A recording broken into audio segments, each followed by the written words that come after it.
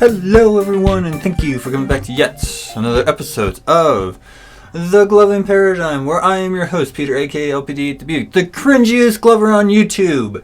I'll say that. I'm proud of that. Stop it. Get some help. Yep, I did say that because I'm allowed to. You don't care. I don't care. There you go, you're learning, my friend. You're learning. Or am I? Yes, definitely. I don't know, you guys make that choice. 5 minutes later. Yes, I don't know why I had to open it up like that way, but I'm going to open it up that way because with all the recent stirrings that have happened within the gloving community, I kind of just made a funny joke by putting it out. And in all honesty, here's the thing. When I put this out, I just did it as a joke because everyone was kind of like doing it. I'm like, hey, might as well just do it with these, self-deprecation. Woo!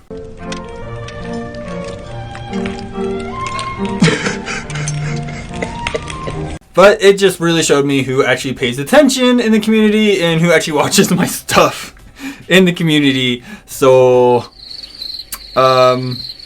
thanks. That was kind of cool of you guys. Thanks for paying attention. A few moments later. All right, what is this week's episode? What is the topic that I want to cover? Well, I'm so glad you guys asked because this is a particular subject matter within gloving that I don't think a lot of people talk about, but we do use it even if we're doing it subconsciously. And what I'm going to be talking about is integrating animation. More of just integrating a style of animation that people need to take into consideration when it comes to trying to animate something in their gloving craft. You guys see where I'm going with this? No. Alright. So what is it that I'm talking about that for it to be part of animation, what are we integrating? Very simple. It's called kinetic dynamics. Huh? So I know a lot of you guys are probably sitting there going, what the hell are you talking about? Like kinetic energy, kinetic what? Like why?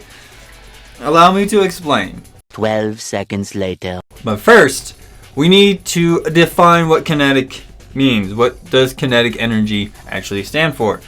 Basically, what you need to know is that is the energy a object's body possesses while in motion. So the energy that's causing the motion to happen in a object's body is the kinetic energy. That's the energy that is being used. Okay. Okay. So, if you are not very clear on what that is, it's not that hard. You have, kinetic balls, the kinetic orbs, the little things that you see in a lot of movies. Billiards, if you guys play pool, that uses kinetic energy.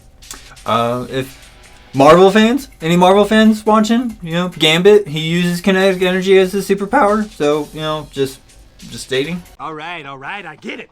You have all these different kinds of things that actually help you understand what kinetic energy is. If I even have to break it down even further for you, from your childhood, if you remember being on a swing and swinging, that is also kinetic energy. I don't know where else I'm supposed to divulge from that because that's basically all you need to know. But that's what kinetic energy is. It's all you need to know. A little longer than a few minutes later. So, I'm sure a lot of you are probably asking the next question. Well, alright, what does this have to do with gloving? Where does gloving fall into this place? Well, pretty much all of our concepts actually use some form of kinetic energy. Now, I'm not saying that, the only way that you're able to perform gloving is through kinetic energy. No. That's not what I'm trying to get at. That's kind of hooey in my opinion. What I am saying though is that with the dynamics of what kinetic energy provides for us, most of our concepts, if not all of them, actually use this in some fashion. So even finger tutting, just moving and transitioning or transferring the movement from one hand to another, like I just did with my hands. I know that, dip switch. I can see that. That's using kinetic energy. You're transferring it from one object into another. So one energy has gotten transferred to the other. It's the same thing when it comes to the kinetic orbs, One of the major things that a lot of people might not realize, even though it makes more sense once you start to put the pieces together, what I'm talking about is dynamic movement sets or dynamic move sets use kinetic energy to a great degree. So whips, flails, poi dynamics If you look at point dynamics, it's basically using kinetic energy in one fashion or another. All right. It's funny because it's true. The one major thing I will say when it comes to using kinetic dynamics into your animation integration is that it is essential to make concepts make sense.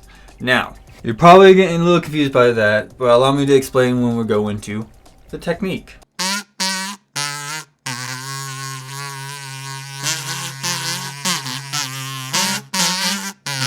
So, in order to understand the technique when it comes to kinetic dynamics, is that you have to convey kinetic dynamics to your viewer. So, how are there ways for you to do that? Well, it's very simple. We already have a few kind of concepts that actually do it to a great effect that most people look at as just so super basic. Why would you do that? But the proof of concept is there. If that makes any sense. Okay. We know what you're saying. We know what you're saying, but no one knows what you mean, and we really don't have enough time. So, one major thing I will certainly say when it comes to integrating kinetic dynamics is that you must convey when you're transferring the energy from one body to another. So, like with finger tutting, clusters, whips, flails, things like that.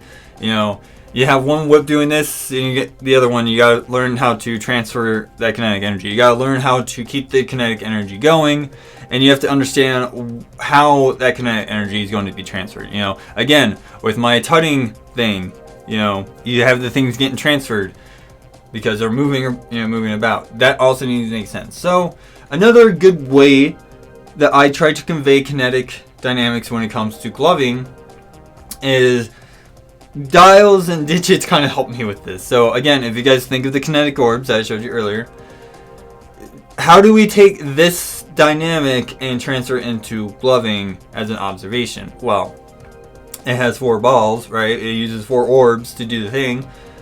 Here are 4. You put them together, right? Then we're just going to replicate it. And you just bounce back and forth.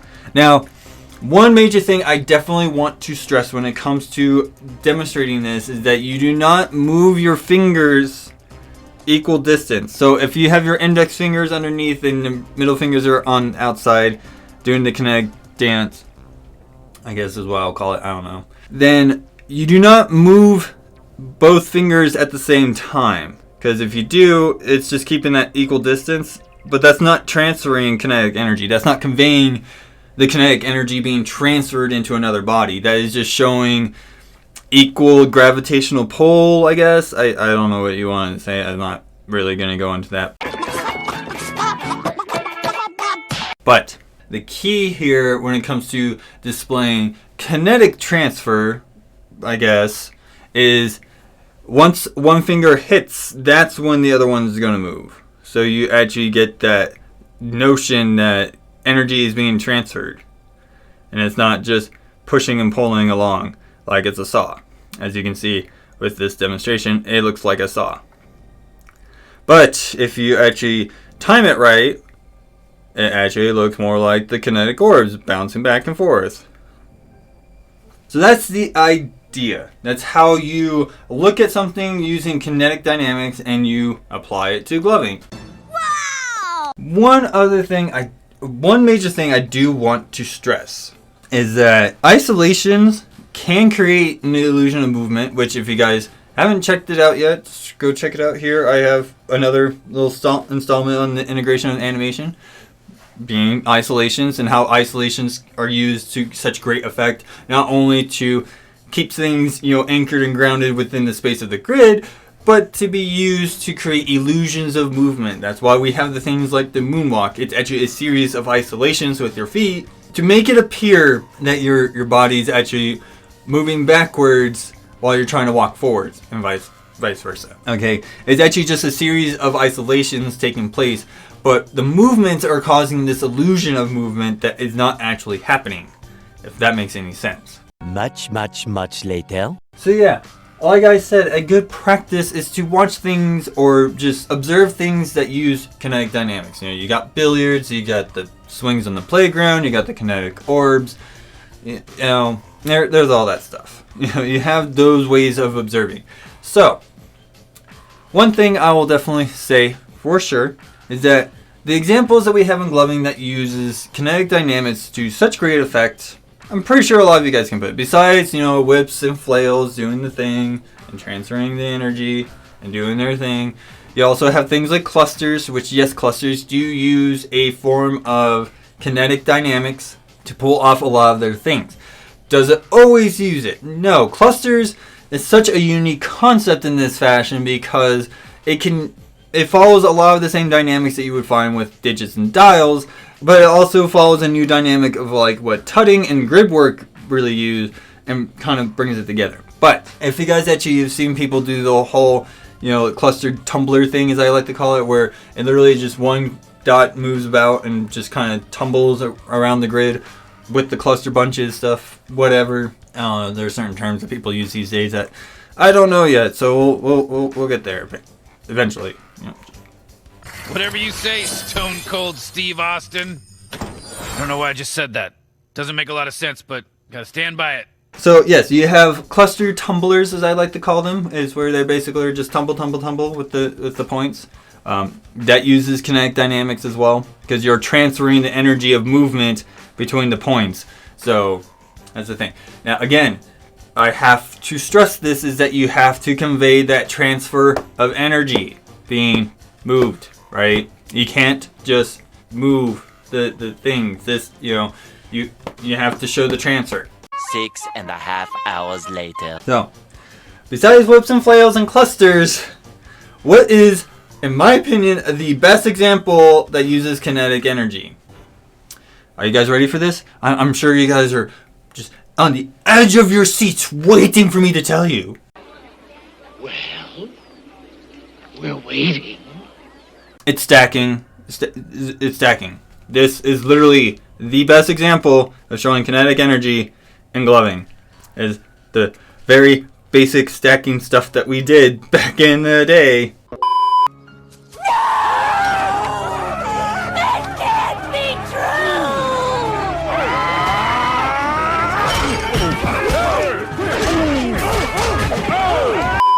That is your pretty much the, in my opinion, quintessential example of kinetic energy being applied in gloving. Is literally the stack.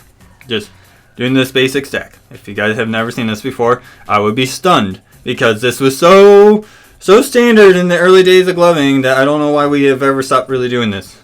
Because the trails are really, really pretty when they do it.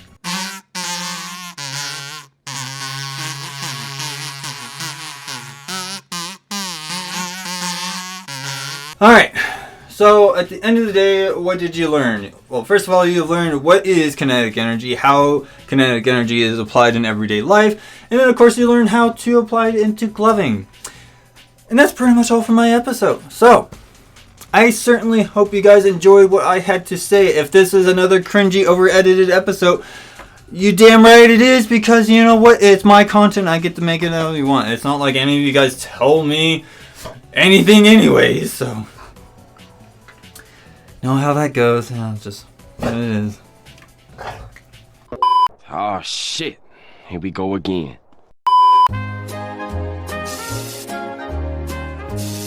Are you done hacking up down there? It's something I did not mention in the early part of the episode. Yeah, you might notice that you don't see my dog or his bed over here. He's actually over here off camera because he hasn't been feeling very well, and you wouldn't let me move his back over there. Because I know you guys like seeing him on camera. I know. I totally get it. You guys enjoy seeing the pooch doing the pooch thing in the back by waking up and shaking his head and all that stuff and looking all cute when he's sleeping back there. Just didn't want to do it this time. Sorry. I don't know your protocol yet. Stuff your sorries in a sack, bro. Okay. It's not your fault. Okay. But yep, that is pretty much everything for my episode. If you have any questions that I did not cover in this episode, you do have the wonderful places to hit me up at. You have all my social media, which is linked down below. You also have the comment section for YouTube that you can use down below. That would be fantastic. I do read your guys' comments, by the way. Why? And of course, I really don't think I'm going to keep this up any longer, but if you like the content that I make and you wish to help me make better content and less cringy content, you do have the wonderful opportunity to support me on Patreon.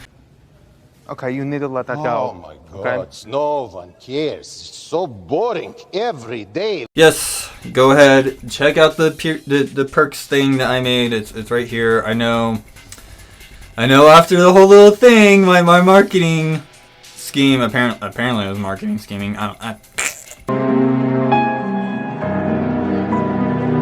Yeah, just go check it out. Should we bail? Works for me. Wait! It's right there. Enjoy. But yes, that is pretty much all for my episode. Once again, I want to thank everybody who has shown their support to me so far. If it wasn't for you guys, I wouldn't have gotten as far as I have.